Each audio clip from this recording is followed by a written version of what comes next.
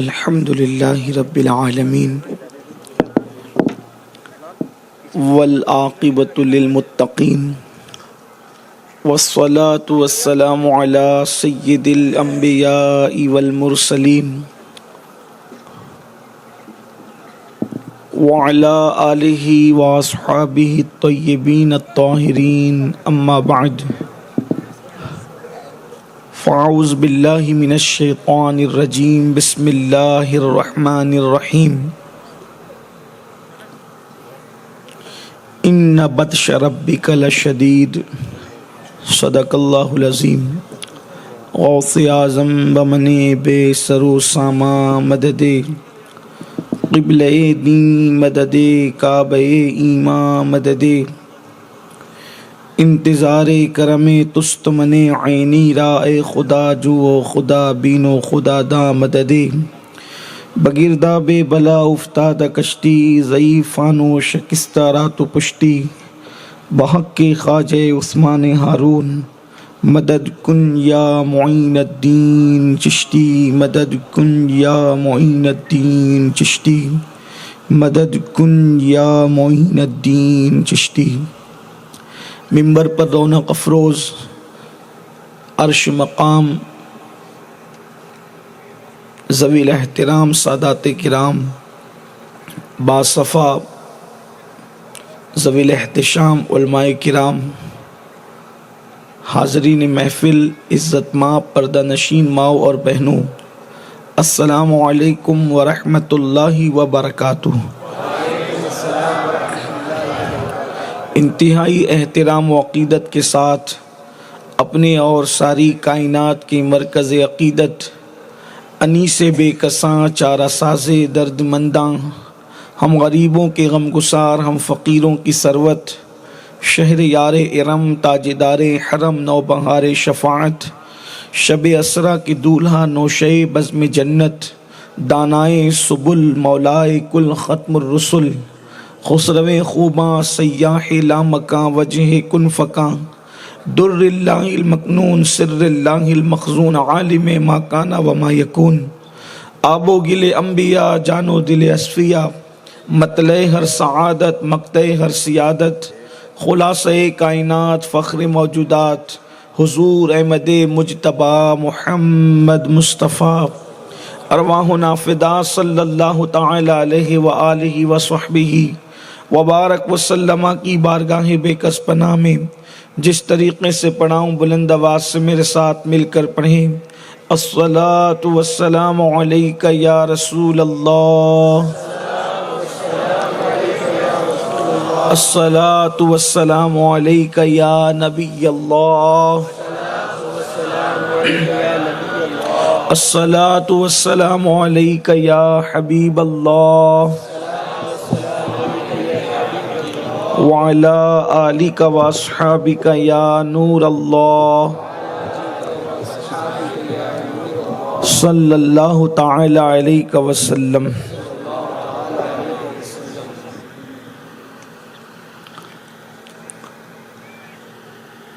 وہ سوئے لالہ زار پھرتے ہیں، تیرے دن اے بہار پھرتے ہیں، جو تیرے در سے یار پھرتے ہیں، در بدر یوں ہی خوار پھرتے ہیں، اس گلی کا گدا ہوں میں جس میں مانگتے تاجدار پھرتے ہیں، رکھیے جیسے ہیں خانہ زاد ہیں ہم، مول کے عیب دار پھرتے ہیں،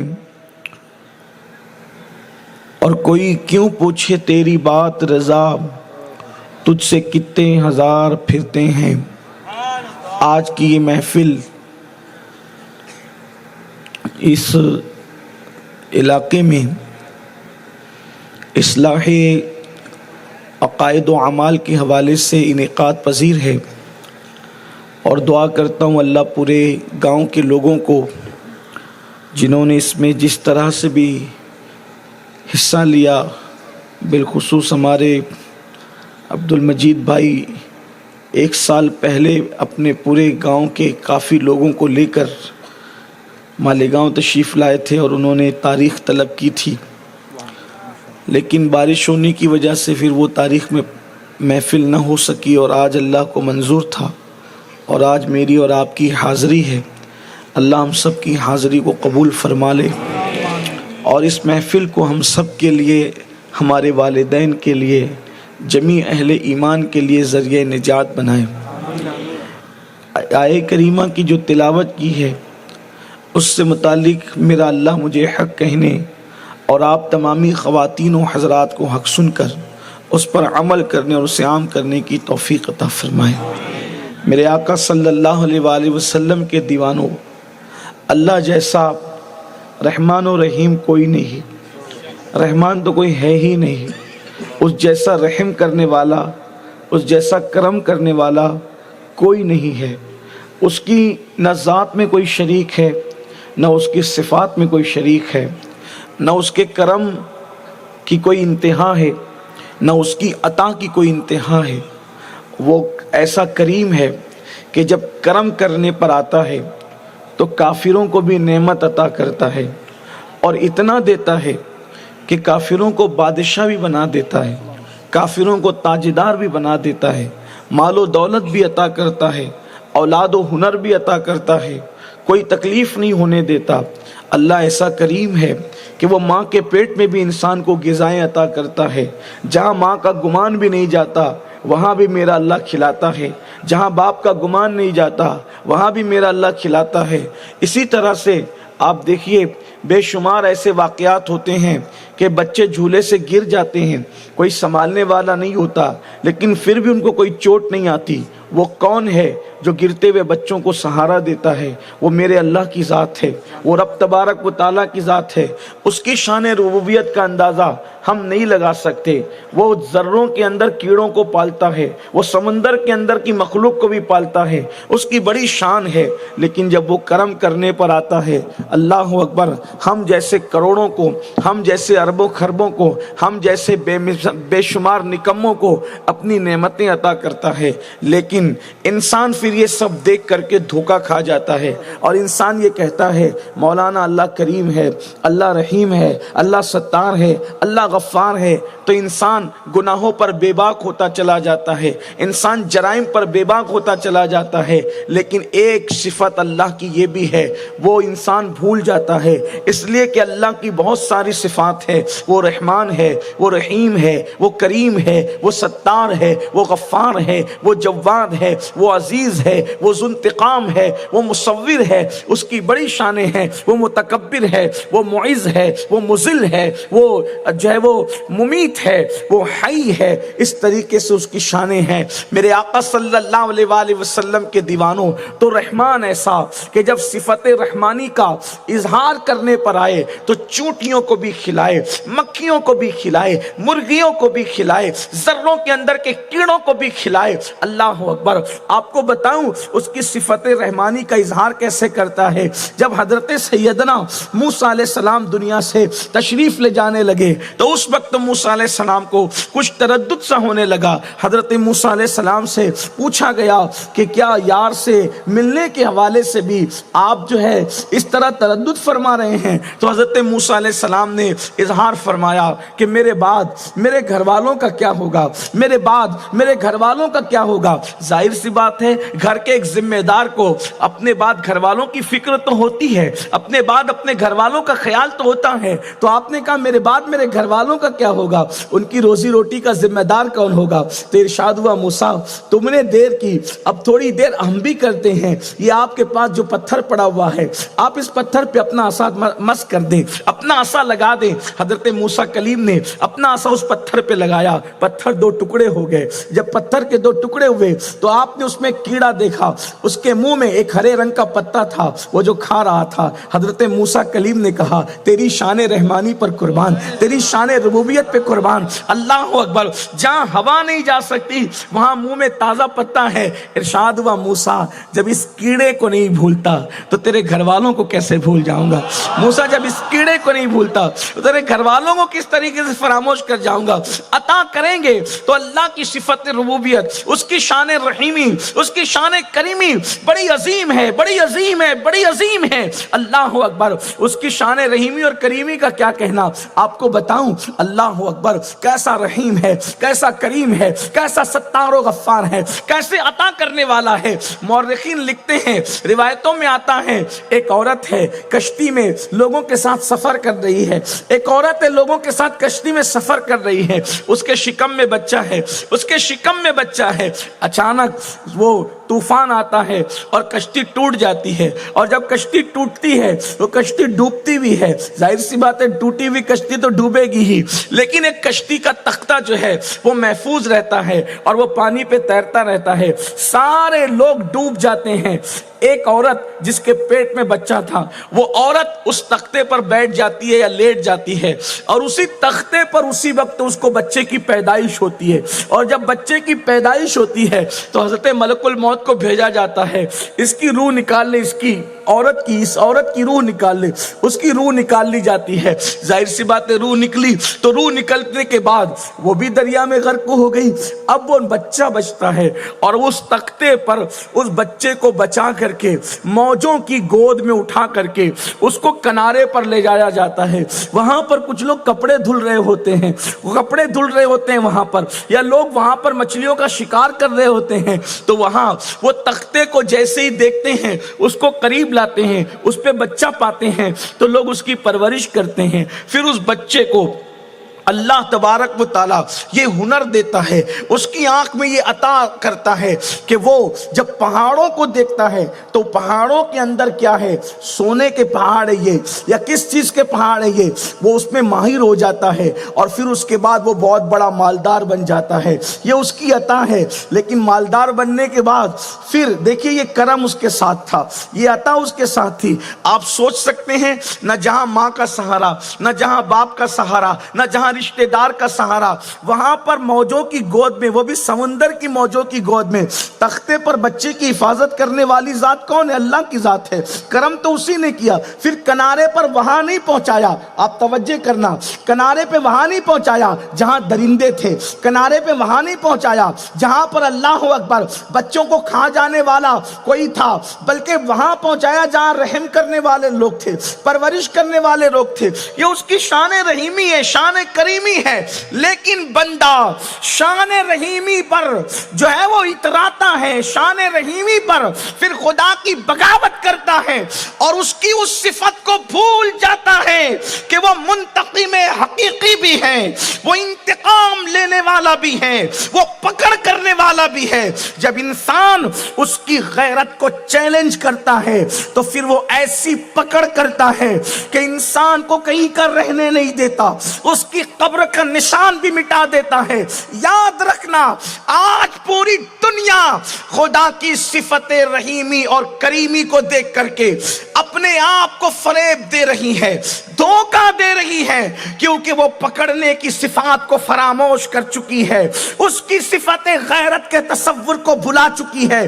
اور یاد رکھنا، ہم اللہ کو مانتے ہیں، اس کی ہر صفت کے ساتھ مانتے ہیں، اس لیے کہ قرآن مقدس نے جا بجا اس کی الگ الگ صفات کا ذکر کیا۔ بندے اگر تو اس کی بارگاہ میں جھکے گا تو صفت رحیمی اور کریمی اپنے آگوش میں جگہ دے گی۔ بندے تو اس کی فرما برداری کرے گا تو شان کریمی اور رحیمی تیری جو ہے ناز برداری کرے گی۔ بندے اگر تو اس کے قانون کے آگے جھکے گا تو اس کی شان رحیمی اور کریمی تجھے اپنی آگوش کرم میں جگہ دے گی، اس کی رحمت کی چھما چھم برسات ہوگی۔ اور اگر تو نے اس کی نافرمانی کیا، اگر تو نے گناہ کیا، اگر تو نے اس کو ناراض کیا، پھر اس کی شان غیرت کا کرشمہ تو یہ دیکھے گا کہ اللہ فرماتا ہے جو اکیلے میں گناہ کرے، جو تنہائی میں گناہ کرے، وہ میرے ساتھ اعلان جنگ کرتا ہے، مجھے جنگ کا چیلنج کرتا ہے۔ آپ اندازہ تو کریں، حدیث مبارکہ کے تیور پر حدیث قدسی ہے، جو اکیلے میں گناہ کرے، جو تنہائی میں گناہ کرے، وہ مجھے جنگ کا چیلنج کرتا ہے۔ آپ سے پوچھتا ہوں، کوئی آستین چڑھا کر اپنے پیر سے کہے آپ لڑیں گے میرے ساتھ؟ میں آپ سے لڑنا چاہتا ہوں، انجام کیا ہوگا؟ انجام کیا ہوگا؟ پیر تو روحانی طاقت کا مالک ہوتا ہے، اس سے کوئی لڑ سکے گا؟ اور اگر کوئی آنکھیں چار کرے گا تو اس کا انجام کیا ہوگا؟ ہم نے تو اللہ والوں کے بارے میں صرف جو خلاف میں سوچتے ہیں ان کو بھی تباہ ہوتے دیکھا ہے، جو ان کے لیے دلوں میں کینہ رکھتے ہیں ان کو بھی برباد ہوتے ہوئے دیکھا ہے، ان کو بھی ذلیل و رسوا ہوتے ہوئے دیکھا ہے۔ جب اللہ والوں کے بارے میں صرف انسان خلاف میں سوچ لے تو وہ تباہ و برباد ہوتا ہے۔ تو وہ انسان جو اللہ کے خلاف اعلان جنگ کرے، یقیناً معلوم نہیں ہے تو بندہ غفلت میں جو کر رہا ہے، لیکن قرآن و حدیث کی تعلیم تو اسی لیے ہے تاکہ غفلت سے بیدار ہو جاؤ، غفلت کے پردوں سے نکلو، غفلت کے دلدل سے نکلو، اللہ کے فرمان پہ غور کرو۔ حدیث قدسی میں فرماتا ہے جو اکیلے میں تنہائی میں گناہ کرے وہ مجھے جنگ کا چیلنج کرتا ہے، وہ میرے ساتھ اعلان جنگ کرتا ہے۔ اور پھر سنو، جب کوئی گناہ پہ دلیر ہوتا ہے تو فرماتا ہے ان بطش ربک لشدید، تیرے رب کی پکڑ بڑی سخت ہے۔ اور پھر اللہ نے جب لوگوں کو پکڑا، کن کن کو پکڑا، تھوڑا میں آپ کی توجہ چاہتا ہوں۔ یہاں آج ایک عجیب سا ماحول بنا ہوا ہے، لوگ عجیب سے جو ہے وہ اپنے زوم باطل کے اندر ڈوبے ہوئے ہیں۔ کوئی کہتا ہے میری نسبت تو فلاں سے ہے، میری نسبت تو فلاں سے ہے، میری کیسے پکڑ ہوگی؟ میں کہتا ہوں میرے عزیز، کیا تو نے بنی اسرائیل کا تذکرہ قرآن میں جا بجا نہیں پڑھا؟ قرآن جن کو سور اور بندر بنانے کی بات کرتا ہے وہ کون لوگ ہیں میرے بھائی؟ وہ کوئی معمولی لوگ نہیں ہیں، جن کا شجرہ نسب انبیاء سے جڑا ہوا قرآن بیان کرتا ہے۔ آپ کی توجہ چاہتا ہوں، کسی کا آل پیغمبر ہونا تاریخ بتاتی ہے، کسی کا آل پیغمبر ہونا لوگ بتاتے ہیں، کسی کا آل پیغمبر ہونا کہیں اور سے ثابت ہے، لیکن یہ وہ لوگ ہیں جن کا آل پیغمبر ہونا قرآن سے ثابت ہے۔ قرآن کہتا ہے یا بنی اسرائیل، یا بنی اسرائیل، یا بنی اسرائیل، اے راتوں کی تاریکیوں کے اندر شراب کی اڈوں کو آباد کر کے یہ تصور کرنے والوں کہ اللہ تمہارا کچھ نہیں کرے گا، زنا کے اڈوں کو آباد کرنے والوں اور یہ تصور کرنے والوں کہ اللہ تمہارا کچھ نہیں کرے گا، تاش کے پتے کھیلنے والوں اور یہ تصور کرنے والوں کہ اللہ تمہارا کچھ نہیں کرے گا، آپ کہاں سے لکھا کے لائے ہیں یہ وی آئی پی کوٹا؟ قرآن انہیں یا بنی اسرائیل کہتا ہے۔ بنی اسرائیل کا مطلب سمجھا، اسرائیل حضرت یعقوب کا لقب ہے، اور بنی اسرائیل کا مطلب اے اولاد یعقوب، ان کا شجرہ نسب قرآن کہہ رہا ہے یہ اولاد یعقوب ہے۔ اولاد یعقوب مطلب اولاد ابراہیم، یعقوب بیٹے اسحاق کے، اسحاق بیٹے ابراہیم علیہ السلام کے، صرف ایک واسطے سے ابراہیم علیہ السلام سے ان کا شجرہ نسب ملتا ہے، لیکن اللہ نے ان کو کیا بنایا؟ ان کو نافرمانی کرنے پر کسی کو سور بنایا، کسی کو بندر بنایا، جن کے چہرے بدلے تھے، بولو وہ بنی اسرائیل تھے کہ نہیں تھے؟ جن کو ہواؤں سے تباہ کیا تھا وہ بنی اسرائیل تھے کہ نہیں تھے؟ جن پہ پتھر برسائے تھے وہ اولاد پیغمبر تھے کہ نہیں تھے؟ قرآن پکار پکار کے کہہ رہا ہے اگر نبی کی اولاد بھی مردوں سے بدفعلی کرے گی تو ان پر پتھروں کی برسات ہوگی، اگر نبی کی اولاد بھی ناپ تول میں کمی کرے گی انہیں زمین میں دھسا دیا جائے گا، اگر نبی کی اولاد بھی ہمارے حرام کو حلال کرے گی ان کو سور اور بندر بنا دیا جائے گا۔ اب مجھے بتاؤ جنہیں نبی کی اولاد قرآن کہے اور پھر ان کا عذاب یوں بیان کرے، آپ ہم کہاں سے لکھا کے لائے؟ ہم پر عذاب نہیں آئے گا، ہم تباہ نہیں ہوں گے، ہم برباد نہیں ہوں گے۔ پوری دنیا اس وقت جو ہمارے مخالفت میں کھڑی ہوئی ہے، کوئی بے چینی کا شکار، کوئی بے قراری کا شکار، کوئی مصیبتوں کا شکار، کسی کی اولاد اس کی نافرمان، کسی کی بیوی اس سے متفق نہیں، کسی کا شہر، کسی کا گاؤں اس کو ستانے پر آمادہ، یہ سب اللہ کے عذاب کی شکلیں ہیں، الگ الگ شکلیں ہیں۔ مسلمانوں مجھے بتاؤ، اور پھر جب یہ سب ہوتا ہے کسی کا کے دل کو سکون نہیں، لوگ کہتے ہیں مجھے کسی نے کچھ کر دیا، کسی کا کاروبار نہیں چلتا. لوگ کہتے ہیں مجھے کسی نے کچھ کر دیا. اللہ اکبر. اولاد بغاوت کرتی ہے, کسی نے کچھ کر دیا. بیوی بات نہیں مانتی, کسی نے کچھ کر دیا. روٹی کے ٹکڑوں کو پریشان ہے, کسی نے کچھ کر دیا. نیند نہیں آتی, کسی نے کچھ کر دیا. میرے عزیز, کسی نے کچھ نہیں کیا, تو نے اپنے آپ کے لیے کیا ہے کہ تو اللہ کا نافرمان ہو گیا. اللہ نے تجھ سے سکون چھین لیا, اللہ نے تجھ سے قرار چھین لیا. ورنہ خدا کی عزت کی قسم اٹھا کے کہتا ہوں, جتنے بڑے بڑے جادوگر تمہارے دشمن ہیں, اس سے بڑے بڑے جادوگر صحابہ کے دشمن تھے, لیکن ان کا جادو صحابہ پہ کیا اثر کر سکا. آپ کہتے سکون کی نیند نہیں آتی, مجھ پہ جادو ہوا ہے. میں کہتا ہوں عمر ابن خطاب ہاتھ کا سرانہ اور تکیہ بنا کر ریت پر, اللہ اکبر, کھجور کے درخت کے نیچے سو رہے ہیں, اور وقت کا قیصر کا اللہ اکبر ایلچی آ کر کے حیرت سے دیکھ کے کہتا ہے ہمارے صاحبوں کو تو نرم گدوں پر سیکورٹی کے درمیان نیند نہیں آتی. یہ کیسا مرد قلندر ہے کہ یہ ریت پر ہاتھ کا تکیہ بنا کر کے سو رہا ہے. تو عمر ابن خطاب کہتے ہیں جو ظلم نہیں کرتا اس پر بھی ظلم نہیں کیا جاتا. نعرہ تکبیر, نعرہ رسالت, سید امین القادری صاحب قبلہ, نعرہ تکبیر, نعرہ رسالت. جملے پہ غور کریں, جو ظلم نہیں کرتا, جو ظلم نہیں کرتا اس پہ بھی ظلم نہیں کیا جاتا. کیا سمجھے؟ یہی سمجھے. ظلم نہیں کرتا مطلب چوٹیوں کو بھی دانا ڈالتا ہے. ظلم نہیں کرتا مطلب کسی کو ستاتا نہیں ہے. ظلم نہیں کرتا مگر کسی کو تک, یہی سمجھے. یہی بات نکالی. یہ بھی نکل سکتی تھی, لیکن میری جو بات سمجھ میں آتی ہے, دنیا میں سب سے بڑا ظالم کون ہے؟ دنیا میں سب سے بڑا ظالم کون ہے؟ جو گناہ کرتا ہے اس سے بڑا ظالم کوئی نہیں. کیوں؟ کیونکہ ہر ظالم کسی پر ظلم کرتا ہے, اور گناہ کرنے والا اپنے آپ پہ ظلم کرتا ہے. جیسا کہ قرآن یوں بیان کرتا ہے, وَلَوْ أَنَّهُمْ إِذْ ظَلَمُوا أَنفُسَهُمْ جَاءُوكَ. قرآن کہہ رہا ہے کہ جو اپنے آپ پہ ظلم کریں, تو اپنے آپ پہ ظلم کیا ہے؟ میں آپ سے روٹی چھین لوں یہ آپ پہ ظلم ہے, لیکن گناہ کروں یہ اپنے آپ پہ ظلم ہے. تو کسی سے روٹی چھین کر, حالانکہ روٹی چھیننا بھی گناہ ہے, وہ بھی اپنے, ہر ظالم پہلے اپنے آپ پہ ظلم کرتا ہے. اور یاد رکھنا, ظلم کرو گے تو تم پر بھی ظلم کیا جائے گا. اور یہ سب سے بڑا ظلم ہے کہ آدمی گناہ کرے, اس سے بڑا ظلم کوئی نہیں.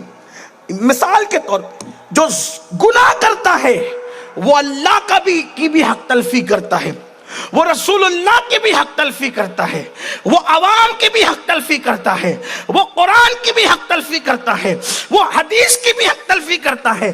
اب آپ کہتے ہیں مجھے سکون کی نیند نہیں آتی. یہ ہزاروں کے مجمع میں 80% لوگوں کی تکلیف ہے کہ مجھے سکون کی نیند نہیں آتی. لوگوں کروٹیں بدلتے ہیں, چین کی نیند نہیں آتی. وجہ اپنے آپ پہ ظلم کر رہے ہو. اور جب اللہ کسی کی پکڑ کرتا ہے, پکڑ, تو اس کو محسوس بھی نہیں ہونے دیتا کہ اللہ نے اس کی پکڑ کر لی ہے, اللہ نے اس کی پکڑ کی ہے. اس لیے جب انسان گناہ کرے گا تب اللہ کی پکڑ ہوگی. اللہ نے گناہ اس لیے حرام نہیں کیا کہ تم گناہ کرتے ہو تو خدا کا کوئی نقصان ہو جاتا ہے, خدا کا تم کوئی نقصان کر لیتے ہو. گناہ سے خدا رسول کا کوئی نقصان نہیں ہوتا. اللہ نقصان سے بلند ہے, نفع سے بلند ہے, تغیر سے بلند ہے, تبدیلی سے بلند ہے. اس کی شان بہت بڑی ہے. لا ضد لہ ولا مثل لہ ولا مثل لہ ولا مثال لہ ولا جواب. جب کعبے پر 360 بت رکھ دیے جاتے ہیں تب بھی اس کی شان میں کوئی فرق نہیں آتا. جب لوگ خدا ہونے کا دعویٰ کرتے ہیں تب بھی اس کی شان میں کوئی فرق نہیں آتا. صفا مروہ پر زنا ہوتا ہے پھر بھی اس کی شان میں کوئی فرق نہیں آتا. واللہ اس کی شان کوئی گھٹا نہیں سکتا. ارے پاگل ہو گئے لوگ, جب اس کے بندے عبد القادر کی شان کوئی گھٹا نہیں سکتا تو قادر کی شان کوئی کیسے گھٹا سکتا ہے؟ اسی لیے تو میرے امام ہیں تو گھٹانے سے کسی کے نہ گھٹا ہے نہ گھٹے. جب بڑھائے تجھے اللہ تعالیٰ تیرا ورفعنا لک ذکرک کا سایہ تجھ پر ذکر اونچا ہے تیرا بول ہے بالا تیرا. نعرہ تکبیر، نعرہ رسالت، جشن غوث اعظم، نعرہ تکبیر. اس کی شان کوئی گھٹا نہیں سکتا. پھر اس نے حرام کیوں کیا گناہ کو، گناہ کو منع کیوں کیا؟ شان نہیں گھٹتی اس کی شان غیرت ہے کہ وہ گناہ دیکھنا نہیں چاہتا. وہ سب سے زیادہ غیرت والا ہے، سب سے زیادہ غیرت والا. اب سنو، جب اس کی رحمت پر بندہ اکڑے اور نافرمانی کرے تو پھر غیرت کرتا ہے، پکڑ کرتا ہے. ایک بات یہ بھی یاد رکھنا، جو جتنا قریبی ہوتا ہے اس کی اتنی جلدی پکڑ کرتا ہے، اور جس سے نفرت کرتا ہے اس کی اتنی دیر سے پکڑ کرتا ہے، اور جس کی دیر سے پکڑ کرتا ہے پھر اس کو پلٹنے نہیں دیتا. جس کی جلدی پکڑ کرتا ہے اس کو بیدار کر کے جلدی سے پلٹنے کی توفیق عطا کرتا ہے. حدیث پاک میں آتا ہے آج کل کے یہ نوجوان لڑکے، میری قوم کے مالدار، میری قوم کے سیاستدان، میری قوم کے گنہگار، ہاں وہی لوگ جو راتوں کو پاپ کے اڈوں کو اور بدی کے اڈوں کو آباد کرتے ہیں، ہاں جن کے فریجوں کے اندر شرابیں رکھی ہوتی ہے، ہاں جو دولت کے نشے میں ایک نہیں کئی عورتوں کے ساتھ بدی کے پلان رکھتے ہیں. ہاں جب تک غریب تھے تو ولیوں کی چوکھٹ دکھتی تھی، جب مالدار ہو گئے تو عورتوں سے ناجائز تعلقات کر بیٹھے، اور پھر سوچتے ہیں آمدنی تو آ رہی ہے، مال تو مل رہا ہے، دولت کے دروازے تو کھلے ہیں. یہ مولوی نادان ہے، کہتے ہیں گناہ کرو گے تو روزی چھین لی جائے گی، رزق چھین لیا جائے گا، کٹوتی ہو جائے گی زنا سے روزی میں، عمر میں کٹوتی ہو جائے گی. یہ بیچارے پرانی باتیں کرتے ہیں. ہم تو زنا کر رہے ہیں، کروا رہے ہیں، بدی کر رہے ہیں، کروا رہے ہیں، شراب پی رہے ہیں، پلا رہے ہیں، سب کچھ کرتے ہیں، لیکن دولت کم نہیں ہوتی. اس کو بھی حدیث میں بیان کیا. اللہ کے رسول علیہ السلام فرماتے ہیں جو پاپ اور گناہ کرنے کے بعد بھی خوشحال رہتا ہے، سمجھ لو اللہ کا منصوبہ اس کے لیے بڑی پکڑ کا ہے. اس لیے کہ جس کو جتنی ڈھیل دیتے ہیں اس کو اتنی زیادہ سختی سے پکڑتے ہیں. آپ نہیں دیکھتے فرعون صدیوں تک، فرعون کی عمر کم و بیش جو ہے اللہ اکبر صدیوں پر محیط بتائی جاتی ہے. بعض لوگوں نے 800 سال تک بیان کیا، بعض لوگوں نے 1000 سال تک بیان کیا، اللہ اکبر بعض لوگوں نے 400 سال بھی بیان کیا، اور کہا اتنی عمر میں اس کے کبھی سر میں درد بھی نہیں ہوا، کبھی سر میں درد بھی نہیں ہوا. موسیٰ علیہ السلام کہتے رہے مولا یہ اتنا بڑا پاپی خدا ہونے کا دعویٰ کرتا ہے، اس کا کبھی سر بھی درد نہیں کرتا. رب کی رحمت مسکرا کے کہتی ہے اس کا سر ہی اس قابل نہیں کہ ہم اپنا درد اس کو عطا کریں. جسے اپناتے ہیں اسی کو درد عطا کرتے ہیں، اور جس کو درد عطا کرتے ہیں پھر اس کو آہ سہاگائی بھی عطا کرتے ہیں، آہ سحرگائی بھی عطا کرتے ہیں. اللہ اکبر. اور پھر وہ جب درد میں پکار کر کہتا ہے مجھے معاف کر دے تو جتنے جرائم کیے ہوتے سب معاف بھی کر دیا کرتے ہیں. اللہ اکبر. فرعون اگر ایک مرتبہ بھوکا رہتا تو کبھی خدا ہونے کا دعویٰ نہیں کرتا. یاد رکھنا آپ دنیا میں دیکھ لیں غریبوں نے کبھی خدا ہونے کا دعویٰ نہیں کیا، غریبوں نے کبھی نبی ہونے کا دعویٰ نہیں کیا. ہمیشہ دعوی نبوت مالداروں کی طرف سے ہوا ہے، ہمیشہ دعوی الوہیت خدا ہونے کا دعویٰ مالداروں کی طرف سے ہوا ہے. وجہ غربت انسان کو خدا کا بنا کر رکھتی ہے، اور دولت کے نشے میں انسان اللہ اکبر مغرور ہو جاتا ہے. تو کبھی وہ دیکھ کر کہ ہاں یہ ضرور ہے کہ غریبی بھی کفر تک لے جاتی ہے، غریبی شکایت کی بنیاد پہ کفر تک لے جاتی ہے، اور امیری ناشکری کی بنیاد پہ کفر تک لے جاتی ہے. اس لیے خدا غریبی دے تو شکایت سے بچائے جیسے بلال اور وہ شکایت سے محفوظ تھے، اور خدا امیری دے تو ناشکری سے بچائے جیسے صدیق عثمان اور عبد الرحمن ابن عوف नाशुक्री से महफूज थे। याद रखना, मालदारी की बुनियाद पर आदमी तबाह होता है नाशुक्री की वजह से, और गरीबी की बुनियाद पे तबाह होता है शिकायत की वजह से। तो गुर्बत दे तो शिकायत न दे, और माल दे तो नाशुक्री न दे, ये दुआ किया करो। तो मेरे आका सल्लल्लाहु अलैहि वसल्लम के दीवानों, अल्लाह फरमाता है, हदीस कुदसी ये भी है जिसका मफहूम है, गुनाह के बाद जिसे हम माल में उसअत दें, गुनाह के बाद हम जिसे इज्जत में उसअत दें, समझ लो कि बड़ी पकड़ का मंसूबा है, बड़े पैमाने पे पकड़ेंगे और बहुत पकड़ेंगे। आप जानते, मैंने अभी जिक्र किया एक बच्चे का कि जो तख्ते पर था, मां मर गई थी और वो तख्ता किनारे पर पहुंचाया गया, उसकी आंखों में इतना असर दिया कि वो पहाड़ों को जांच लेता, कौन सा सोने का है, क्या है, क्या है, क्या है, ऐसे वो जांच लेता। फिर अल्लाह ने उसको दौलत से नवाजा, दौलत मिली तो वो बदबख्त रहमत पर मचलने की बजाय, आजिज़ी करने की बजाय मगरूर हो गया, और उसके बाद उसने बैतुल मुकद्दस को शहीद किया, उसने बनी इसराइल को कत्ल किया, लाखों लोगों का कातिल बना। फिर अल्लाह ने उसको जो तबाह किया है, उसी का जिक्र कुरान में आया है, जिसको बुख्त नस्र कहते हैं। वो तबाह हुआ, बर्बाद हुआ, ये खुदा की पकड़ है। अल्लाह अकबर। तो मेरे आका सल्लल्लाहु अलैहि वसल्लम के दीवानों, याद रखना, खुदा की पकड़ से बचो, अल्लाह की पकड़ से बेखौफ मत रहो। उसने गुनाह को इसलिए हराम किया, ये नहीं कि उसकी शान घटती है, ये कि वो गैरत वाला है, और उसने कैसे कैसों की पकड़ की है। अल्लाह अकबर। मेरे आका अलैहिस्सलाम के दीवानों, ऐसे लोग छोटी छोटी बात पर ऐसे पकड़े गए कि उनके तारीख में निशान जो है वो हमें दावत इबरत देते। एक ऐसा मुहद्दिस, तवज्जो करें, एक ऐसा मुहद्दिस जिसको 3000 हदीसें ज़बानी याद थी, बगदाद का बड़ा मुहद्दिस, वो ईसाई हो गया, सूअर चराने लगा। किस बात पे पकड़ हुई?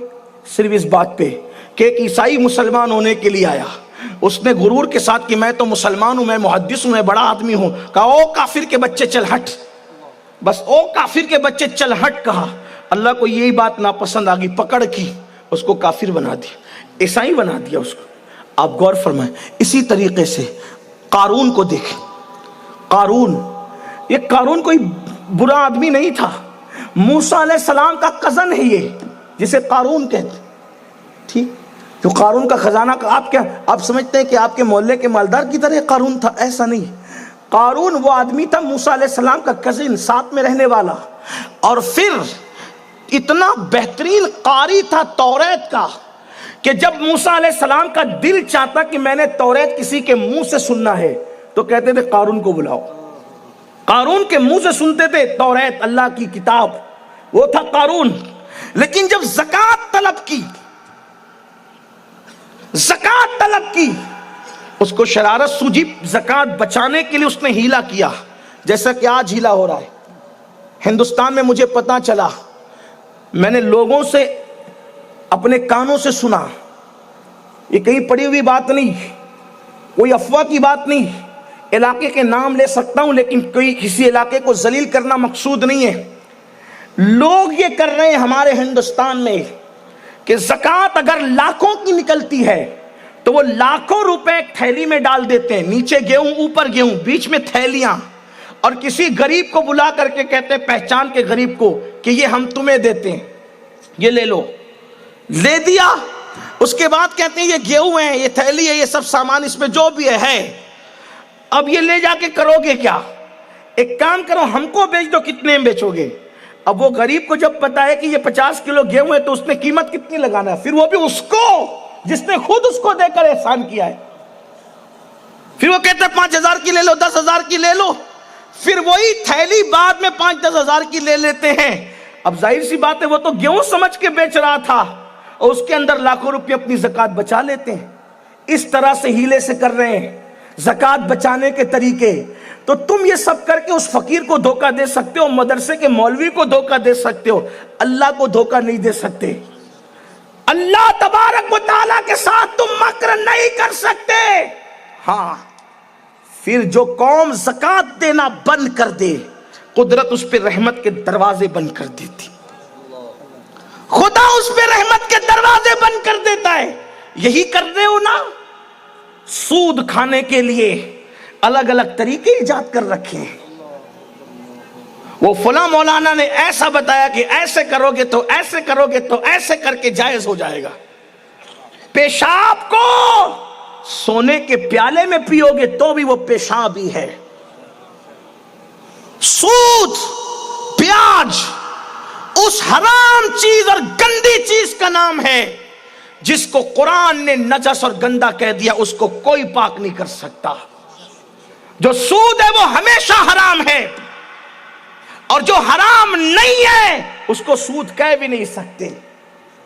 बल्कि मुझे तो हैरत है, हाजी साहब, नमाजी साहब, मस्जिद के मुतवल्ली साहब, मदरसे के चीफ ट्रस्टी साहब, बड़े बड़े लोग जो हमारे जलसों की सदारत करते हैं, बाद में पता चलता है कि जनाब का सूद का धंधा है, किसी को पता भी नहीं। सफेद चमकदार कपड़ों के पीछे कितनी गंदगी छुपी हुई है। उम्मुल मोमिनीन सैयदा आयशा सिद्दीका सलामुल्लाह अलैहा ने हजरत अमीर मुआविया रदी अल्लाह ताला अन्हु को खत लिखते हुए फरमाया था कि अगर इंसान खुदा को नाराज करे मखलूक को राजी करने के चक्कर में, तो मखलूक भी कभी राजी नहीं होती। इंसान अगर कमरों में छुप करके अल्लाह की नाफरमानी करे, कमरों में छुप कर, तो अल्लाह उसके छुपे हुए कमरों की नाफरमानी को लोगों में जाहिर करके उसको जलील कर देता है, रुसवा कर देता है। और अगर इंसान कमरों में छुप कर इबादत करे तो इबादत की खुशबू को फैलाकर लोगों में इज्जत अता कर देता है। छुप छुप कर गुनाह करने वालों, गोया के खुदा के साथ ऐलान जंग कर रहे हो। मोहल्ले वालों से छुपा रहे हो, खुदा से भी छुपा लोगे। मस्जिद के इमाम से छुपा रहे हो, खुदा से भी छुपा लोगे। पीर साहब से छुपा रहे हो, खुदा से भी छुपा लोगे। और सूद वालों का अंजाम क्या, हराम कारोबार वालों का अंजाम क्या, साथ में उनको जवानों को भी। आज इंटरनेट के जरिए से इजी मनी के चक्कर में जो नौजवान रमी खेल रहे हैं, जो नौजवान जुआ खेल रहे हैं, जुआ इतना आम किया जा रहा है इंटरनेट पर। और नौजवान आजकल के हैं नाजुक, मेहनत कर नहीं सकते, धूप में दौड़ नहीं सकते, मुशक्कत कर नहीं सकते। एसी में बैठ करके रमी खेलो, एसी में बैठ करके जुआ खेलो, बिस्तरों पे लेट करके जुआ खेलो और फिर हराम कमाते रहो। हमारे मजहब में इसका कोई तसव्वुर नहीं। और याद रखना, जुआ उस रोटी का नाम है बिल्कुल ऐसे ही जैसे चूहे को जो है वो पिंजरे में अटकाने के लिए रोटी लगाई जाती है ना। बकरी को लोग खुशी से चारा देते हैं क्योंकि उसको पालते हैं, और चूहे को घर से निकालना मकसूद होता है, इसलिए उसको रोटी अटका करके बताते हैं। चूहा समझता है कि जैसे बकरी के लिए खाना है इज्जत का, वैसे मेरे लिए भी है। लेकिन वो चूहा है, चूहा वो रोटी खाने आता और ऐसा अटक जाता है कि फिर कभी बाहर नहीं निकलता, जिंदगी से हाथ धो बैठता। यही जुआ है। जैसे चूहे के साथ होता है वैसे जुए वालों के साथ भी होता है। एक बार जीता, दो बार जीता, लत पड़ गई, अब वो खेल रहा है, अब हार रहा है, हार रहा है, हार रहा है। कारोबार गया, घर गया, मकान गया, प्रॉपर्टी गई, ये गया, वो गया, उसके बाद तबाह हो गया। क्यों? क्योंकि मेरे अल्लाह ने कुरान में फरमाया, जो हराम कारोबार करेगा मैं उसके साथ ऐलान जंग करता हूं, तबाह कर दूंगा सूद वालों को, तबाह कर दूंगा हराम खाने वालों को, तबाह कर दूंगा हराम धंधा करने वालों को। याद रखो, इजी मनी के चक्कर में कभी जुआ मत खेलना, इजी मनी के चक्कर में कभी सूद मत खाना, क्योंकि अल्लाह के रसूल अलैहिस्सलाम फरमाते, जब सूद खाने वाले अपनी कब्रों से उठेंगे तो उनके सर अंगूठे की तरह होंगे, उनके पैर उंगलियों की तरह होंगे और उनके पेट बड़े बड़े कमरों की तरह होंगे। ऐसे होंगे जैसे उन पर किसी ने सहर कर दिया, लेकिन वो सहर ज़दा नहीं होंगे। ऐसे होंगे जिन जैसे उन पर आसेब का असर हो गया, मगर वो आसेब ज़दा नहीं होंगे, वो चल चल के गिरेंगे, उठ ही नहीं पाएंगे। अरे हलाल खा के जिसका पेट बड़ा हो जाता है वो जमीन पे बैठ नहीं पाता, चल नहीं पाता, तो हराम खा करके जिसका पेट कमरों की तरह क़यामत के दिन हो जाएगा, वो कैसे उठ सकेगा? उसके अंदर बिच्छू होंगे, उसके अंदर जहन्नम की आग होगी, वो उठ ना सकेंगे।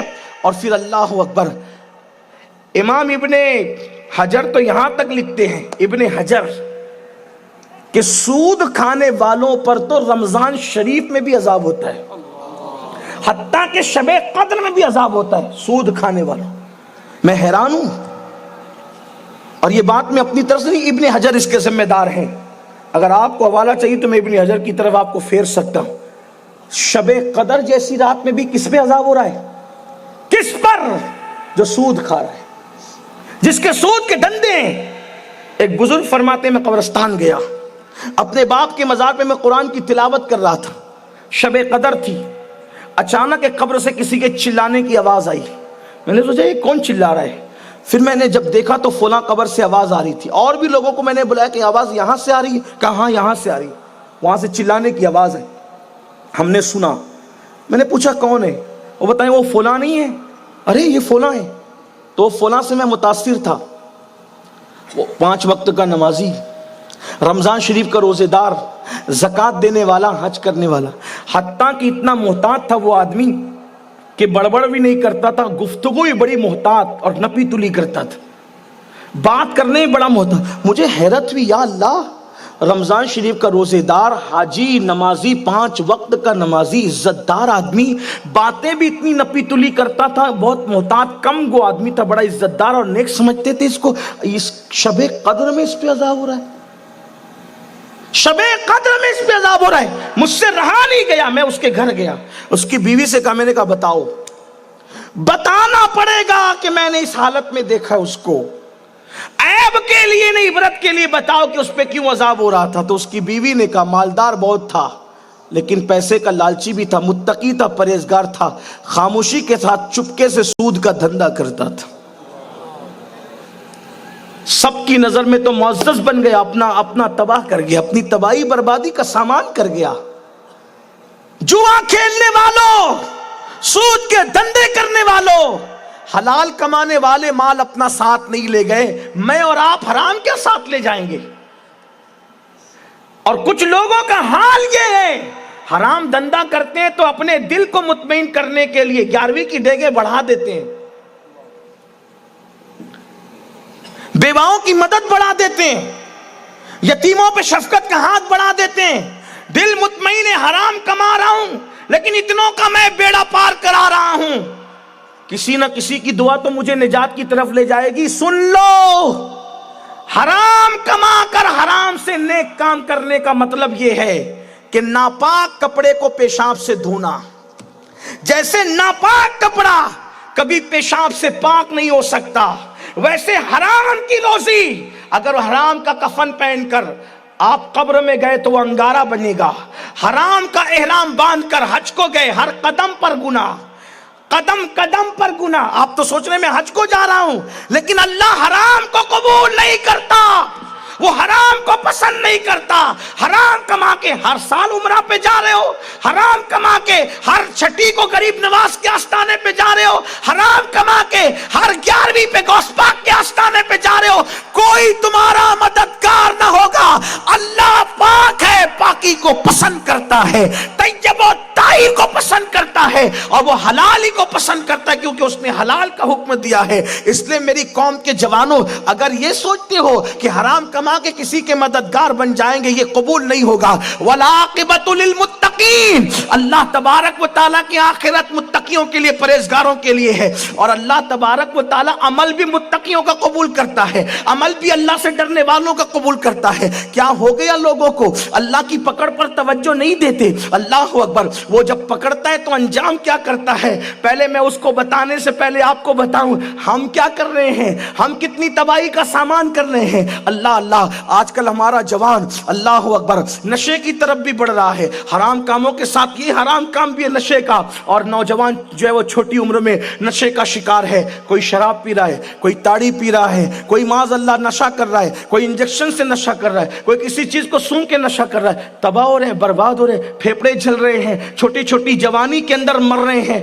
موت کی طرف جا رہے ہیں۔ یاد رکھنا، جہاں گناہ وہاں فنا، آبادی وہیں جہاں نیکی ہے، آبادی وہیں جہاں تقویٰ ہے، آبادی وہیں جہاں پرہیزگاری ہے۔ آپ کہیں گے نہیں مولانا میں بہت طاقتور ہوں، میں آسانی سے آپ کو سمجھاتا ہوں، جہاں گناہ وہاں فنا، اور جہاں تقویٰ نہیں وہاں آبادی ہے، جہاں تقویٰ ہے وہاں آبادی ہے، جہاں گناہ نہیں ہے وہاں آبادی ہے، جہاں گناہ ہے وہاں بربادی ہے، جہاں گناہ وہاں فنا۔ تقویٰ ہوگا بربادی نہیں ہوگی، تقویٰ ہوگا آبادی ہوگی۔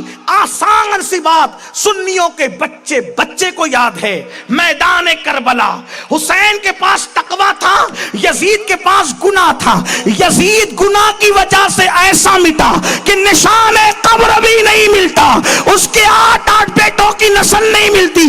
حسین اس متقی کا نام ہے کہ کہا نافرمانی نہیں کریں گے. اللہ اکبر. آج بھی کربلا حسین کے دم قدم سے یوں آباد ہو گیا ہے کہ کربلا کے نام پہ محفلیں سجتی ہے تو میدان کے میدان آباد ہو جاتے ہیں. میرے آقا علیہ السلام کے پیارے دیوانوں, تو جہاں گناہ ہوگا وہاں بربادی ہوگی, جہاں گناہ ہوگا وہاں بے سکونی ہوگی, جہاں گناہ ہوگا وہاں بے اطمینانی ہوگی. اللہ کے بندو, آج اگر حکمراں ہمارے دشمن بنے ہیں, وجہ کہ ہم نے گناہ شروع کیا ہے, ہم گناہ پر بے باک ہیں.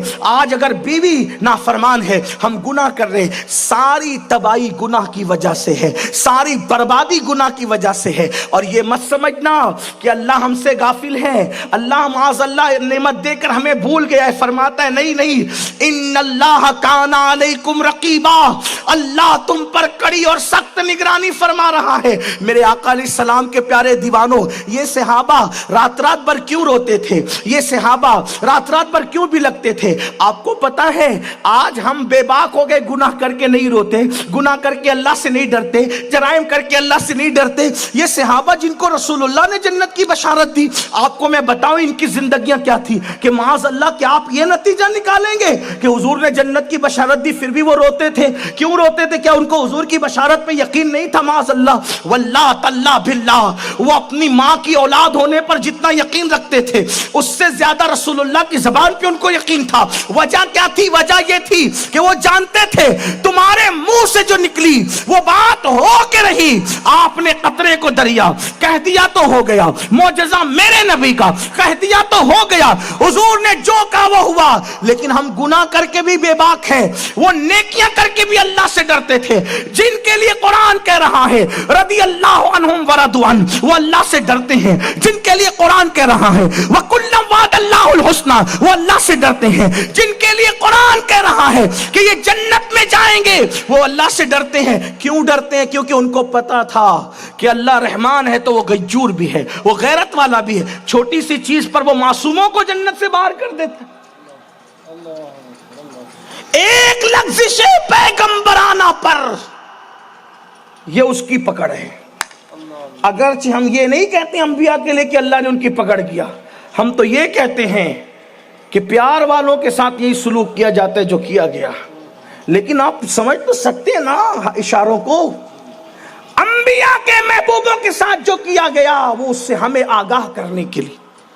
ایک لغزش پیغمبرانہ پر معصوم کو جنت کے باہر کیا جا رہا ہے, اور 300 سال تک آدم روتے ہیں. 300 سال تک کوئی جواب ہی نہیں دیتا. کیا ہم اس سے ہوش میں نہیں آتے؟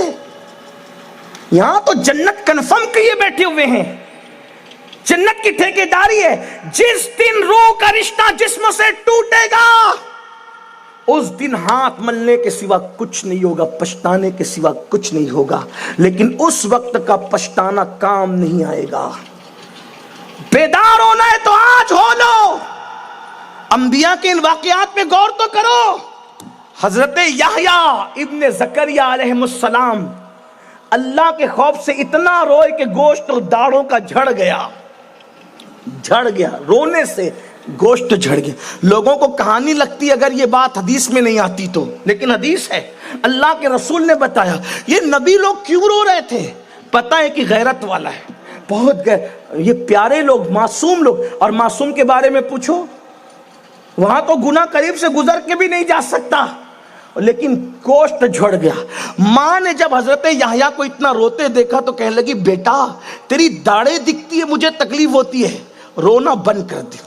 توجہ کریں, نبی سے ماں کہہ رہی ہے, اور وہ ماں کتنی عظیم ہے, نبی کی بیوی بھی ہے, نبی کی ماں بھی.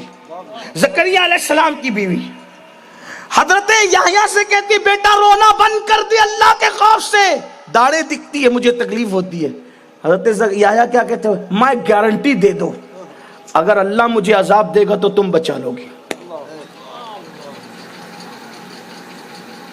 ایک گارنٹی دے دو ماں کہ اللہ مجھے عذاب دے گا تو تم بچا لو گی. وہ کوئی کھیت کھلیان کی ماں نہیں تھی, وہ نبی کی بیوی اور نبی کی ماں تھی, علم والی تھی. کہا نہیں, میں اس کی کوئی گارنٹی نہیں دے سکتی. اگر تیرا اللہ عذاب تجھے دینا چاہے تو میں تجھے کوئی مدد نہیں کر سکتی میرے بیٹے. تو کہا ماں جب میری مدد نہیں کر سکتی تو تمہیں مجھے روکنے کا بھی اب حق نہیں ہے کہ میں اللہ کے لیے مجھے رونے دے. اس وقت تک مجھے رونے دے جب تک مجھے یہ یقین نہ ہو جائے کہ اس نے مجھے امان عطا کر دی ہے. یہ ان محبوبوں کا حال ہے. اور ہمارا حال, عورتوں پر پاپ کی نظر ڈالیں, جنت ہماری ایسی کنفرم ہے کہ ہاتھ سے جاتی ہی نہیں. نشہ کریں پھر بھی ہاتھ سے جنت نہیں جاتی. یہ آپ کے اسٹیجوں کے خطیبوں کی اور ناظموں کی خود ساختہ جنت تو ہو سکتی ہے, یہ اللہ کی جنت نہیں ہے. بڑی معذرت کے ساتھ, ہاں یہ اللہ کی جنت نہیں ہے. چھندواڑہ اور اس گرد سے آنے والوں, اللہ نے زندگی پہلی اور آخری مرتبہ دی ہے. اگر اللہ کو راضی کر سکتے ہو تو کر لو, ورنہ پچھتانے کے لیے تیار ہو جاؤ, ورنہ اپنے آپ کو جہنم کے لیے تیار کر لو. حیرت ہے, حیرت ہے. کائنات میں ایک عورت, ایک خاتون ایسی ہے, ایک خاتون ایسی ہے کہ یہ فضیلت کسی خاتون کو نصیب نہیں کہ اس کے بستر پہ قرآن نازل ہوا. کوئی کائنات میں ایسی عورت نہیں کہ جس کے بستر پہ قرآن نازل ہو. بلکہ میں تو کہوں کہ وہ بستر تو رشک طور ہے, کہ طور پر موسیٰ آتے ہیں اور توریت آتی ہے, لیکن بستر عائشہ کی شان کیا ہے؟ وہاں جان موسیٰ آتے ہیں اور قرآن نازل ہوتا ہے. جس کے بستر پہ قرآن نازل ہو, توجہ کرنا, اگر میری بہنیں بھی موجود ہے تو یہ 10 بیبیوں کی کہانیاں پڑھ کے جنت میں جانے کے تصور میں ہے. انہوں نے نماز پڑھنی نہیں, روزہ رکھنا نہیں, 10 بیبیوں کی کہانیاں انہیں جنت میں لے جائے گی. بڑی معذرت کے ساتھ, میں اپنی سنیت کے لیے کوئی قسم تو نہیں کھا سکتا, لیکن آپ مجھے جانتے کہ میں سنی ہوں, میں کوئی خلاف سنیت بات نہیں کر رہا ہوں. لیکن اچھی طرح یاد رکھنا, قرآن اور سنت چھوڑ کے 10 بیبیوں کی کہانیاں تمہیں جنت میں لے جائے گی. اتنا معیار گر گیا. میں تو لوگوں کو یہی کہتے پھر رہا ہوں, لوگ ناراض بھی ہو رہے ہیں مجھ سے, لیکن میں کوئی بات نہیں, جب تک جیوں گا کہوں گا آپ کو راضی نہیں کر سکتا. اللہ کرے میرا رب مجھ سے راضی ہو. ہم قادری بنے, ہم چشتی بنے, نقش بندی بنے, سہر وردی بنے, مداری بنے, اشرفی بنے, وارسی بنے, رضوی بنے, سب بنے. میں کہتا ہوں سب بننے والوں, کیا ہم مسلمان بھی بنے کیا؟ آپ مجھے بتائیں, آپ مجھ سے بتاؤ نا. ہمیں سلسلے کی ٹوپی کی جتنی قدر ہے, کیا اتنی قدر ہمیں داڑھی کی بھی ہے؟ پیر کے دیے ہوئے رومال کی ہمیں جتنی قدر ہے, کیا اللہ کے دیے ہوئے تحفہ نماز کی بھی اتنی قدر ہے؟ آپ کہتے ہیں پیر کے خلاف, میں کوئی پیر کے خلاف نہیں بول رہا ہوں, میں خود پیر رکھتا ہوں, اور ایک نہیں درجنوں رکھتا ہوں. لوگ کہتے ہیں درجنوں کیسے رکھتا ہے؟ تو میں نے کہا بیعت تو ایک سے ہوا, خلافت ہے تو اتنی ساری لے کے بیٹھے. اس قابل تو تھا نہیں لیکن دے دیا. کرم کرنے والوں نے کرم کیا, سوچا ہوگا ایک چھوٹا سا بھکاری, چلو دے دو, دے دیا. کرم سے اس قابل تھا نہیں, اللہ کرے ان کے حسن زن کی لاج رہے. لیکن اتنے سارے مشائخ رکھتا ہوں واللہ, لیکن صرف اپنے جوانوں سے پوچھتا ہوں, جتنی سلسلے کی ٹوپی کی آپ کو عزت ہے, کبھی اتنی داڑھی کی عزت کیا ڈالو گے گٹر میں پیر کی دی ہوئی ٹوپی کو؟ ہے اتنی ہمت؟ میں بھی اجازت نہیں دوں گا. جب اپنے پیر کی دی ہوئی ٹوپی کو تو گٹر میں نہیں ڈال سکتا, تو رسول اللہ کی دی ہوئی سنت کو مڈا مڈا کر تو گٹروں میں کس منہ سے پھینک رہا ہے؟ یہی نا کہ آپ سلسلے والے تو بنے, کہ آپ رسول اللہ کے دین والے بھی بنے. حالانکہ یاد رکھنا, جو دین پر ہے اسی کا سلسلہ ہے, اور جو دین پر نہیں ہے نہ وہ قادری ہے, نہ برکاتی ہے, نہ چشتی ہے, نہ نقش بندی ہے, نہ رضوی ہے, نہ اشرفی ہے. اس لیے کہ یہ ساری نہریں ہیں جو دین کے سمندر سے نکلی ہوئی ہے. جہاں نہر ہے, جہاں بحر ہے وہیں پر نہر ہے, جہاں بحر نہیں ہے وہاں پہ نہر کا کوئی تصور نہیں ہے. غریب نواز ہندوستان میں سلسلہ نہیں دین لے کر آئے تھے. غریب نواز بغداد میں سلسلہ نہیں دین لے کر آئے تھے. مخدوم اشرف ہندوستان میں کچھوچا میں سلسلہ نہیں دین لے کر آئے تھے. صاحب البرکات مہریرہ میں سلسلہ نہیں دین لے کر آئے تھے. اسی لیے عبد القادر جیلانی کو محی قادریت نہیں کہا جاتا بلکہ محی الدین کہا جاتا ہے, دین کو زندہ کرنے والا. غریب نواز کو معین چشتیت نہیں نہیں کہا جاتا بلکہ معین الدین کہا جاتا ہے، اس لیے کہ ان کو معین چشتیت کہنا ان کے منصب کو گھٹانا ہے، ان کو محی قادریت کہنا منصب کو گھٹانا، اس لیے کہ قادریت چھوٹی ہے، دین بڑا ہے، چشتیت چھوٹی ہے، دین اس سے بڑا ہے، اگر برا لگتا ہے تو برا خیر سے منائے، اشرفیت چھوٹی ہے، دین بڑا ہے، کیوں؟ اس لیے کہ اس میں دین نہیں ہے، دین میں یہ سارے سلاسل ہیں۔ ہاں یہ تو ہو سکتا ہے، میں نے اپنے بہت بڑے بزرگوں سے سنا ان کے واضح میں بیٹھ کے، یہ تو ہو سکتا ہے کہ کوئی مسلمان اور قادری نہ ہو، کوئی مسلمان اور چشتی نہ ہو، لیکن یہ کبھی نہیں ہو سکتا کہ کوئی قادری اور مسلمان نہ ہو، کوئی چشتی اور مسلمان نہ ہو۔ دین کی اہمیت جانو، واللہ دین کو سینے سے لگاؤ، لیکن سلسلے کی بغاوت بھی نہیں۔ لوگ کہتے ہیں سلسلوں کو بالائے طاق رکھو، مسلک کو بالائے طاق رکھو، میں نے کہا وہ تمہارے سلسلے ہوں گے جو طاق پہ رکھے جاتے ہیں، ہم تو سلسلوں کو سراخوں پہ رکھ کے قبر میں لے جاتے ہیں۔ ہاں لوگ کہتے ہیں مسلک بالائے طاق رکھ کر کے یہ کام کر لو، میں نے کہا وہ اوروں کے مسلک ہیں جو طاق میں رکھے، بالائے طاق کا مطلب ہے کہ طاق پہ رکھو، وہ تمہارے مسلک ہے جو بالائے طاق رکھے جاتے ہیں، ہمارا مسلک تو ہمارے قبر میں بھی پوچھا جاتا ہے، ہمارے قبر کے اندر بھی ہے، اسی لیے تو میرے امام کہتے ہیں قبر میں لہرائیں گے تا حشر چشم نور کے جلوہ فرما ہوگی جب طلعت رسول اللہ کی۔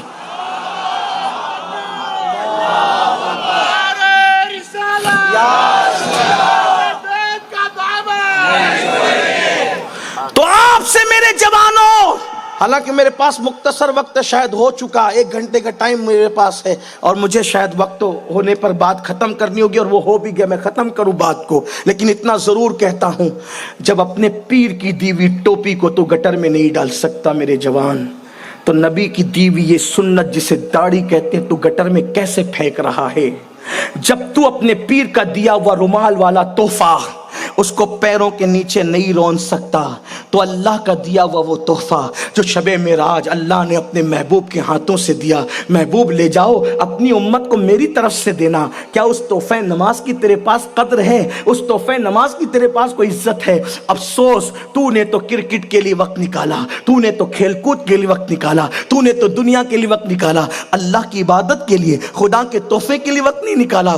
یاد رکھنا میرے بھائی، تو میں عرض یہ کر رہا تھا، ام المومنین جن کے بستر پہ قرآن نازل ہوتا ہے، ان کے بارے میں حدیث میں آیا ہے اللہ کے خوف سے اتنا روتی تھی کہ ان کا دوپٹہ بھیگ جاتا تھا، اگر نچوڑے تو اس سے آنسو ٹپکتے تھے۔ نبی کی بیوی کیوں روتی تھی؟ کیوں روتی تھی؟ کیونکہ لوط کی بیوی کا انجام سامنے تھا، حالانکہ کجا لوط علیہ السلام کی بیوی اور کجا مصطفیٰ جان رحمت کی وہ زوجہ۔ ہاں جیسے میرے نبی کی طرح کوئی نبی نہیں ہے، ویسے میرے نبی کی بیویوں کی طرح کسی نبی کی بیوی نہیں ہے، میرے نبی کی اولاد کی طرح کسی کی اولاد نہیں ہے، میرے نبی کے اصحاب کی طرح کسی کے اصحاب نہیں ہے، یہ میرے نبی کی شان ہے۔ لیکن اللہ والوں کی شان دیکھو، وہ جانتے تھے۔ مجھے یہ بھی حیرت ہے جب میں کہتا ہوں کہ نبی کی بیوی جہنم میں جائے گی تو ہمارے گھر کی عورتوں کا کیا حال ہوگا جو نماز کے لیے ٹائم، تو لوگ کہتے ہیں نبی کی بیوی بھی جائے گی، میں نے کہا حدیث پڑھو، قرآن پڑھو، لوط علیہ السلام کی بیوی کو جہنم میں ڈالا جائے گا، نبی کا بیٹا جہنم میں جائے گا، نوح علیہ السلام کا بیٹا جہنم میں جائے گا، نبی کا سگا چچا جہنم میں جائے گا، ابراہیم خلیل اللہ کا سگا چچا جس کو آزر کہتے ہیں وہ بچو کی شکل میں جائے گا جہنم کے اندر۔ آپ سوچو، جب نبی کا سگا چچا آزر کی شکل، وہ بھی بچھو کی شکل میں، آزر بچھو کی شکل میں جہنم، نبی کا بیٹا، نبی کی بیوی، آپ اور ہم کون ہیں میرے بھائی؟ اتنی آپ نے جنت یقینی کر لی اپنی کہ کچھ بھی کرو جنت، کچھ بھی کرو، اس کی غیرت کا خیال کیوں نہیں کرتے؟ وہ مولائے کائنات میں کیا عرض کروں آپ کے سامنے، وہ علی جس کے 2 بیٹے جنتی جوانوں کے سردار ہیں، ہاں جنت میں جس کی حکومت چلتی ہے وہ علی کے بیٹے ہیں، اور علی وہ رسول اللہ نے فرمایا جب تک علی چٹھی نہیں دیں گے اس وقت تک کہ کوئی پل صراط سے گزر نہیں سکتا، رسول اللہ نے فرمایا مطلع القمرین اور تز کے مرتضوی کے اندر موجود ہے. آقا فرماتے جنت اور جہنم کو تقسیم کرنے والی ہستی کو علی ابن ابو طالب کہتے ہیں. وہ جنت و جہنم کا تقسیم کرنے والا ہے جس کو علی کہتے ہیں. آپ سوچو تو صحیح, دو بیٹے جنتی جوانوں کے سردار, بیوی بنت پیمبر, اور وہ بھی کیسی بنت پیمبر, رسول اللہ کی 4 بیٹیاں ہیں, 4, لیکن چاروں میں جو عظمت اور بزرگی اللہ نے سیدہ, طیبہ, طاہرہ, عابدہ, زاہدہ, راکعہ, ساجدہ, نقیہ, تقیہ, زکیہ, مخدومہ کائنات, ملکہ فردوس بری, سیدہ فاطمہ, جس کو جنتی عورتوں کی سردار بنایا ہے, وہ علی کی بیوی ہے. علی کی بیوی. اور کون علی کی بیوی؟ فاطمہ, جس کے آنے پہ رسول اللہ اٹھ کر کے کھڑے ہو جائیں اور فرمائے فدا کے امی و ابی یا فاطمہ, فاطمہ تجھ پر میرے ماں باپ قربان ہو جائیں. کیسا کنبہ, بیٹے جنتی جوانوں کے سردار, بیوی جنتی عورتوں کی سردار, اور بھائی نبیوں کا سردار. ہاں, اس لیے کہ ہمیں رسول اللہ کا بھائی علی کو کہنے میں کوئی تردد نہیں ہے. ہاں, کیوں تردد نہیں ہے؟ اس لیے کہ رسول اللہ نے فرمایا انت اخی فی الدنیا والآخرہ, کہ تو میرا دنیا میں بھی بھائی اور آخرت میں بھی بھائی ہے نا. حضور کسی کو غلام کہہ دے تو وہ بے فکر ہو جائے. توجہ کرنا, حضور کسی کو غلام کہہ دے. حضرت اجمل سلطان پوری رحمت اللہ علیہ کا یہ شعر مجھے بہت پسند ہے. اس عاشق رسول مرد قلندر نے کہا تھا جب سے ملا ہے دامن آل رسول کا, جب سے ملا ہے دامن آل رسول کا, بے فکر ہو گیا ہوں شفاعت کی فکر سے. تو آل رسول کا دامن مل جائے تو شفاعت کی فکر سے بے فکر ہو رہے. اجمل, اللہ ان کی لاج رکھے, ان کی عظمت کی لاج رکھے, ان کی شاعری کی لاج. بڑا اچھا آدمی تھا. اس لیے تعریف کر رہا ہوں کہ حضور علیہ السلام فرماتے ہیں مرنے کے بعد اگر جس کی تعریف کی جائے تو اس تعریف پر بھی لوگ بخشے جاتے ہیں. میں سوچتا ہوں اس عاشق رسول کی تعریف کر دوں کہ 2 جملے میرے لیے بھی مرنے کے بعد کوئی کہہ دے تو اپنے عمل کی وجہ سے تو شاید نہیں بخشا جاؤں گا, لیکن کسی کی تعریف اور گواہی کی وجہ سے بخشا جا سکتا ہوں. اللہ کرے میری قوم کچھ لوگ بھی کہہ دے تو بیڑا پار ہے. ہاں, بڑا اچھا آدمی اجمل سلطان, جو تغزل, جو تخیل اس دور میں اس شخص نے پیش کیا ہے.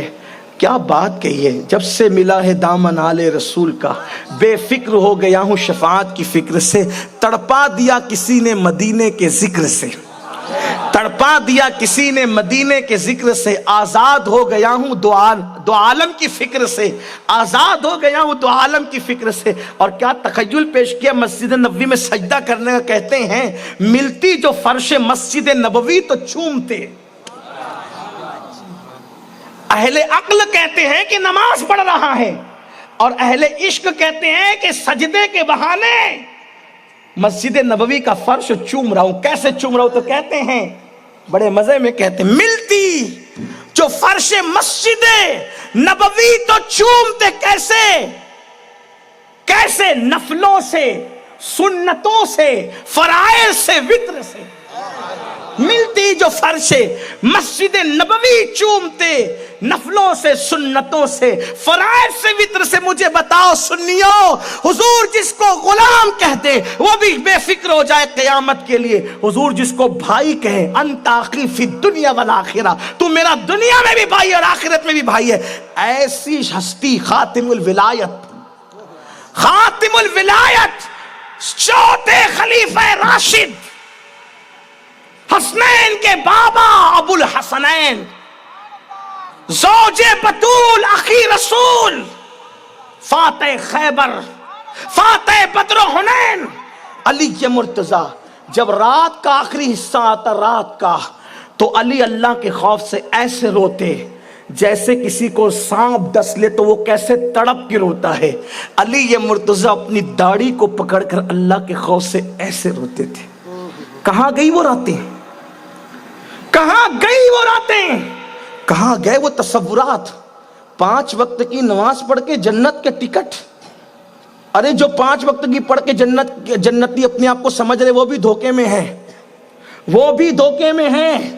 حضرت اویس قرنی، کیا لوگ تھے! اویس قرنی کو سمجھتے ہو کون ہے اویس قرنی؟ امت محمدیہ کا وہ مرد قلندر جس کی نظیر نہیں ملتی سابقہ امتوں میں، اویس قرنی ایسا عاشق، اگر یوں کہوں نا کہ جس کے خون کے قطرے قطرے میں خدا نے عشق دیا تھا، وہ اویس۔ جس سے لوگوں نے عشق سیکھا وہ اویس، جس سے درد نے درد سیکھا وہ اویس، جس سے سوز نے سوز سیکھا وہ اویس، جس کا نام عاشقوں کی طبیعت میں حرارت پیدا کر دے وہ اویس، وہ اویس جو قیامت میں اٹھے گا تو 70,000 فرشتوں کے جھرمٹ میں اٹھے گا، وہ اویس جس کا ہم شکل، توجہ کرے، وہ اویس جس کا ہم شکل فرشتوں کو بنایا جائے گا، وہ اویس جس کے لیے میرے آقا نے اماں عائشہ سے کہا، عائشہ ہو سکے تو ایسے ایسے ہولیے والا ایک بندہ مدینے آئے گا، تجھ سے ہو سکے تو تو اس سے دعا کروا لینا۔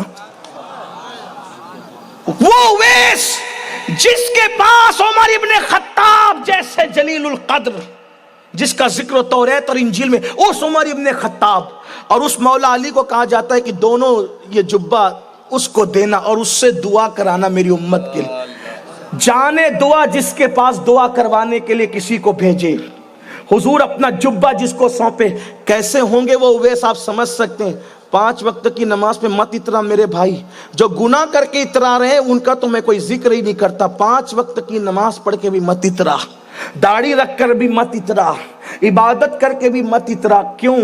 اس کی وجہ یہ ہے کہ میرے آقا فرماتے ہیں صلی اللہ علیہ وآلہ وسلم کہ قلم خشک ہو چکا ہے، جنتی جہنمی لکھے جا چکے ہیں، سعادت اور شقاوت لکھی جا چکی ہے۔ کچھ ایسے جہنمی ہیں جو جنتیوں جیسے عمل کرتے ہیں، حتیٰ کہ لوگ ان کو جنتی سمجھتے رہتے ہیں، پھر ایک وقت آتا ہے مرنے کو چند دن باقی رہتے ہیں، وہ جنتی جیسے عمل کرنے والا اچانک پٹری چینج کر کے جہنمی جیسے عمل کرنے لگتا ہے، اور جب مرتا ہے تو جہنمی ہو کر کے مرتا ہے۔ کچھ ایسے بھی لوگ ہیں جو جہنمیوں جیسے عمل کرتے ہیں اور وہ جنتی لکھے ہوئے ہوتے ہیں اور وہ عمل کرتے رہتے ہیں جہنمیوں جیسے، حتیٰ کہ مرنے کو چند دن باقی رہتے ہیں اور پھر وہ توبہ کر کے پلٹ جاتے ہیں، پھر نیکوں جیسے عمل کر کے وہ جنت میں چلے جاتے ہیں۔ پتہ نہیں اللہ کے علم میں ہمارے لیے کیا لکھا ہے، ہمیں نہیں پتا، ہمیں نہیں معلوم۔ امام سفیان ثوری مرتے وقت موت کے وقت رو رہے تھے، کسی نے کہا سفیان،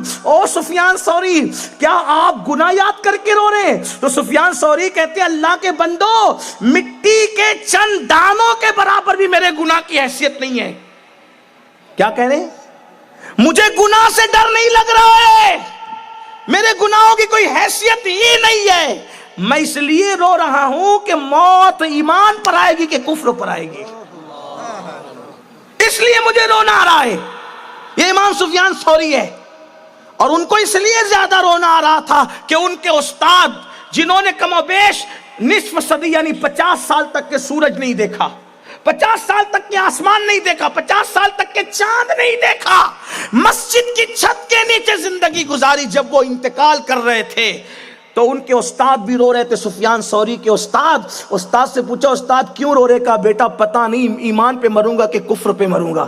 کہا آپ جیسا محدث، کہا بیٹا یہی تو اللہ کی شان ہے، وہ بے نیاز ہے، پتہ نہیں کس حالت میں۔ کہا مجھ پہ خوف ایسا طاری ہوا کہ میں نوجوان تھا، میری ہڈی اللہ کے خوف سے کڑ کڑ کرتے ہوئے ٹوٹ گئی، جس کی آواز لوگوں نے سنی۔ حضرت سفیان ثوری جوانی میں عصا لے کے چلتے تھے، ہڈی ٹوٹ گئی تھی، کوئی گارنٹی نہیں ہے میرے بھائی۔ اسی لیے تو میرے مرشد غوث پاک، کون غوث پاک؟ جس کی ٹھوکروں سے مردہ زندہ ہوئے، جو چلتے تھے تو کرامتوں کا ظہور ہوتا تھا۔ ابن تیمیہ جیسا آدمی بھی میرے غوث کی کرامت کا انکار نہ کر سکا۔ ابن تیمیہ بھی کہتا ہے عبد القادر جیلانی کی کرامتیں تواتر سے ثابت ہے۔ کون غوث پاک ٹھوکروں سے مردہ زندہ کرے؟ کون غوث پاک جو تقدیر بدل دے؟ کون غوث پاک جو چلے تو کرامت، جو بیٹھے تو کرامت، جو اٹھے تو کرامت، جو سوئے تو کرامت، جس کا حال یہ ہے محفل واز سجا لے تو مصطفیٰ جان رحمت حوصلہ افزائی کے لیے تشریف لاتے ہیں؟ کون غوث پاک محفل واز سجا لے تو مولا علی محفل میں تشریف لاتے ہیں؟ کون غوث پاک اللہ اکبر جو لوح محفوظ کا لکھا ہوا مٹا دیتے ہیں، مٹایا ہوا لکھ دیتے ہیں؟ میرے امام اسی لیے تو کہتے ہیں میری تقدیر بری ہو تو بھلی کر دے کے ہے، محو اس بات کے دفتر پہ کروڑا تیرا۔ اور آپ فرماتے سب کے دور آئے اور آ کر کے چلے گئے، لیکن غوث پاک کا دور کبھی ختم نہیں ہو سکتا۔ ہر دور ان کا دور، ہر زمانہ ان کا زمانہ، ہر عصر ان کا عصر ہے۔ اسی لیے تو میرے امام کہتے ہیں حکم نافذ ہے تیرا، خامہ تیرا، سیف تیری۔ اس کی تشریح کروں تو وقت جائے، لیکن میرے امام کہتے ہیں حکم نافذ ہے تیرا، خامہ تیرا، سیف تیری، دم میں جو چاہے کرے دور ہے شاہ تیرا، دم میں جو چاہے کرے دور ہے شاہ تیرا۔ ایسا غوث پاک جو بھوکے ہو تو اللہ کہے میری قسم کھا لے، جو پیاسے ہو تو اللہ کہے میری قسم پی لے۔ ایسے غوث پاک راتوں کو روتے تھے، عید کے دن بھی روتے تھے۔ لوگ کہتے تھے عید کو بھی روتے ہیں؟ فرماتے ہیں ہاں میری عید اس دن ہوگی جس دن عبد القادر کا خاتمہ ایمان پہ ہوگا۔ سید الاولیاء ہو کے بے فکر نہیں ہے، اور غوث پاک کہتے ہیں جو ایمان پہ خاتمے کے حوالے سے بے فکر ہو جائے کہ مجھے ڈر لگتا ہے وہ مرے گا تو کافر ہو کے مرے۔ صبح کو اٹھتے ہو تو ٹی وی کا منہ دیکھتے ہو، ڈر نہیں لگتا موت کیسے آئے گی؟ اٹھتے ہو تو ہاتھ میں موبائل، اٹھتے ہو تو فجر کی نماز غائب، ماتھے پہ شکن نہیں، ناشتہ چھوٹ جائے تو دن بھر موڈ آف رہتا ہے، موڈ آف رہتا ہے دن بھر، ناشتہ چھوٹنے، فجر چھوٹنے پہ بھی موڈ آف رہتا ہے۔ یہ مسلمان ہونا ہے؟ 500 کی نوٹ گم ہو جائے دن بھر موڈ آف رہتا ہے، رونا بھی آتا ہے 500 گم ہو گئے۔ نماز گئی تو ساری دنیا ایک پڑھنے میں رکھو، فجر کی 2 رکعت کی سنت ایک پڑھنے میں رکھو۔ اللہ کے رسول علیہ السلام کہتے ہیں دنیا کی تمام نعمتوں کے مقابلے میں فجر کی 2 رکعت سنت اس سے بہتر ہے۔ جب سنت کا یہ عالم ہے تو فرض کا کیا عالم ہوگا؟ قدر نہیں کی، جس پہ ایک آدھی منڈی چھپی اس کو سینے سے لگائے پھر رہا ہے۔ جس دین کو قرآن نے نازل کیا اس دین کو کب سینے سے لگائے گا؟ پیسے 1,00,000 2,00,000 روپے ہو تو بار بار ٹٹولتا ہے کہ گر گئے۔ کیا ایمان بھی ٹٹولتا ہے کہ چلا گیا؟ زنا کے اڈوں پہ گیا ٹٹولا کہ ہے کہ چلا گیا؟ شراب کے اڈے پہ گیا ہے کہ چلا گیا؟ جھوٹ بولا ہے کہ چلا گیا؟ واہ، جس قوم کے پاس کاغذ کی چھپی ہوئی نوٹوں کی اتنی اہمیت ہو اور دل کے اندر کے ایمان کی کوئی اہمیت، وہ اتنی ایسی نوٹ کہ یہاں ہندوستان میں چلتی ہے، سعودی جائے تو نہ چلے، امریکہ جائے تو نہ چلے، برطانیہ جائے تو نہ، جب تک چینج نہ کرو نہ چلے۔ لیکن یہ ایمان کی کرنسی ایسی ہے، اس کرنسی کا بھی کبھی خیال کیا؟ ارے یہ وہ کرنسی ہے کہ جب مومن باوضو سوتا ہے تو فرشتے اس کی روح کو عرش کا طواف کراتے ہیں۔ کبھی اس کا بھی احتیاط کیا کہ یہ ہے کہ چلا گیا؟ سوچو نا میرے بھائی، یہ تو ایک دیوانے کی بڑ ہے جو آپ کو چیخ چیخ کر کے اللہ اکبر بیدار کرنا چاہتا ہے کہ اللہ والو اپنے ایمان کی خیر مناؤ، اللہ والو اپنی آخرت کی خیر مناؤ۔ آنے والے سیکنڈ میں زندہ یا مردہ کیا لکھا جائے گا مجھے کچھ پتا نہیں، آنے والے وقت میں ہمارا شمار صحت مندوں میں ہوگا کہ بیماروں میں ہوگا مجھے کچھ پتا نہیں۔ میرے آقا علیہ السلام کے غلاموں، پہلی اور آخری بار دنیا میں آئے ہو، خدا کے لیے اپنی ایمان کی سلامتی کے لیے دعا کرو، اپنے ایمان کو بچانے کی کوشش کرو، اپنے دین کو بچانے کی کوشش کرو، اور دنیا میں آئے ہو آخرت کی تیاری کرنے کے لیے، دنیا میں گم مت ہو جاؤ، آخرت کی تیاری کر لو۔ تو عرض کر رہا تھا وہ اویس جس سے رسول اللہ دعا کروائے، جانے دعا کر، ہے نا؟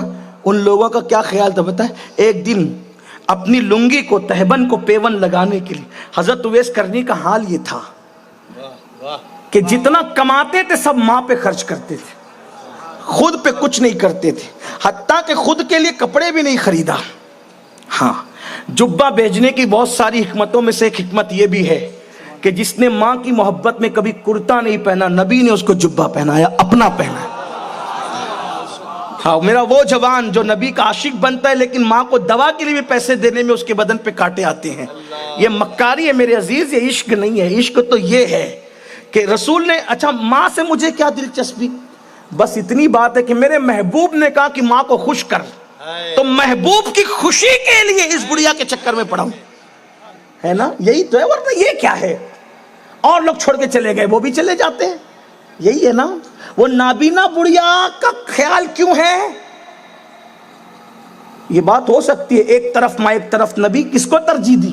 میں نے کہا ایک طرف کی بات ہی نہیں تھی، وہ نبی ہی تھے جس کا خیال تھا کہ ماں کو خوش کر میں خوش رہوں گا، یہ بات تھی، یہ بات تھی۔ تو اویس نے لنگی پہنتے تھے یا شلوار، دونوں روایتیں، لنگی کی بھی اور شلوار۔ میں آپ جانتے ہیں میں کوئی محقق آدمی نہیں کہ اب اس پہ دلیلیں دینا شروع کروں کہ شلوار ہی تھی کہ لنگی تھی، کچھ بھی تھا لیکن نیچے تو تھا نا۔ میں ایک فقیر آدمی ہوں، جو بات اصلاح کی سمجھ میں آتی ہے آپ کے سامنے پیش کرتا ہوں، پھر آپ محققین کے پاس جا کے چیک کرا لیا کریں کہ شلوار تھی کہ تھی، لیکن تھا تو نیچے کچھ نہ کچھ۔ اسی کو پیون لگانا تھا، پھٹ گیا تھا، تو ویس کرنی اب خرید تو سکتے نہیں تھے کپڑا، کیونکہ ماں پہ سب خرچہ ہوتا تھا۔ وہ کچرے کی کنڈی پہ گئے، اور کچرے کی کنڈی پہ جا کے ویسے کرنی نے وہ کپڑا اٹھانا چاہا جو کچرے کی کنڈی پہ پڑا ہوا تھا۔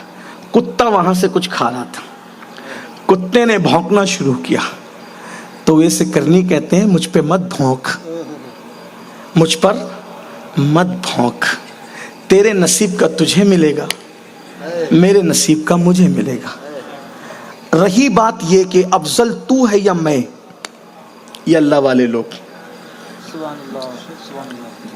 رہی بات افضل تو ہے یا میں، اس کا فیصلہ آج نہیں ہوگا، او کتے آج نہیں ہوگا، کیونکہ جس نے مجھے بنایا اسی نے تجھے بنایا، جس کی میں مخلوق ہوں اس کی تو بھی ہے۔ فیصلہ آج نہیں ہوگا کہ تو افضل ہے کہ میں افضل ہوں۔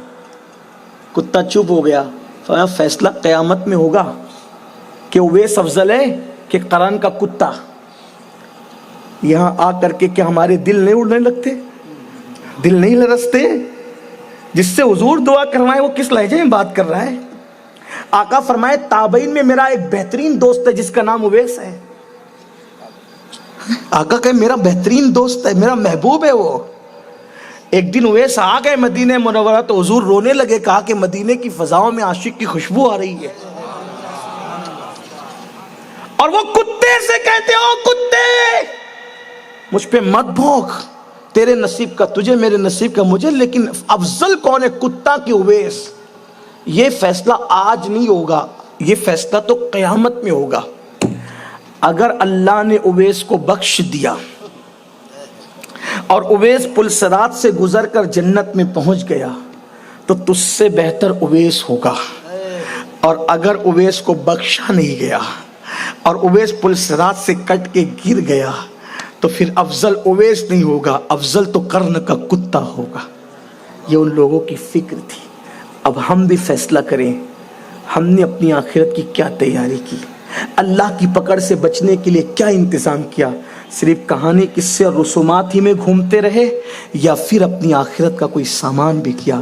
ماں عائشہ اتنا روئے کہ دوپٹہ بھیگ جائے، حضرت امام علی مقام اتنا روئے کہ غلاف کعبہ بھیگ جائے، غوث پاک اتنا روئے کہ لوگ کہیں کہ عابد کے دن بھی روتے ہیں، اور سب کی بات تو اپنی جگہ۔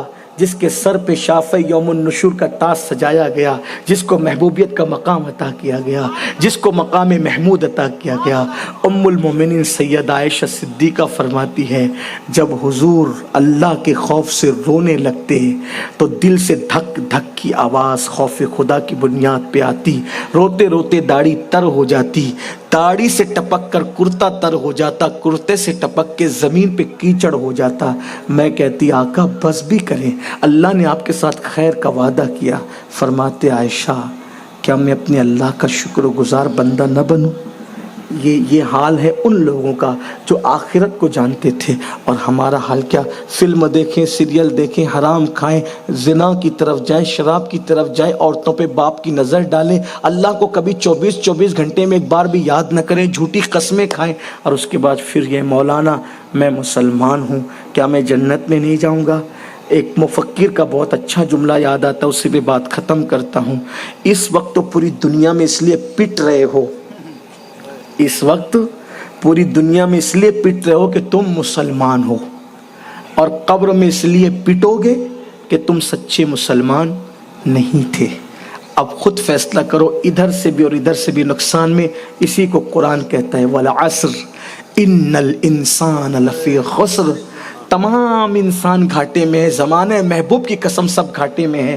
گھاٹے سے محفوظ صرف 4 لوگ ہیں، الا الذین آمنوا وعملوا الصالحات وتواصوا بالحق وتواصوا بالصبر، جو ایمان لائے ایسے جیسے ایمان لانے کا حق تھا، نیک عمل کیے، ایک دوسرے کو حق کی تلقین کی اور صبر کی وصیت کی۔ ان 4 چیزوں کو جنہوں نے اپنایا انہی کا ٹھکانہ جنت ہے، وہی نقصان سے محفوظ ہے۔ اللہ سب سے پہلے میرے حال پہ رحم کرے، آپ کے حال پہ بھی رحم کرے۔ گفتگو کے درمیان اگر کوئی غلطی ہو اللہ تعالیٰ معاف فرمائے۔ استغفر اللہ ربی من کل ذنب واتوب الیہ وما علینا الا البلاغ۔ السلام علیکم ورحمۃ